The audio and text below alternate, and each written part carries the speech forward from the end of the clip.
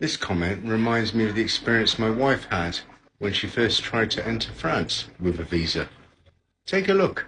I went to meet her at Charles de Gaulle Airport, and I turned up and waited and it was over an hour, so I went and asked an information, and eventually I managed to speak to an immigration officer in my pidgin French. I ascertained that she'd been moved to what he described as a police hotel, which was a facility where she'd be well looked after, and I could go and visit, and people just hung out and played pool or whatever. So it took me a while to find that place, because I was using public transport and it involved a lot of walking.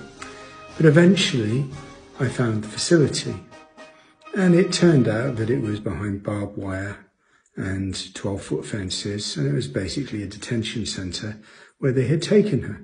Now, she had arrived in France with all of the correct documentation. She'd arrived with fully insured. She had a guarantee from me that I would support every aspect of her visit, and of course she'd been granted a Schengen visa. But for some reason, the immigration officer on duty had denied her right to entry and had sent her to this detention centre. So after 2 days of me doing my very best to get her out and bringing friends along with me in order to speak proper French to the officers, she was taken to court. And she appeared in court, and the judge threw it out immediately and released her. And it's just terrible that people are treated like that.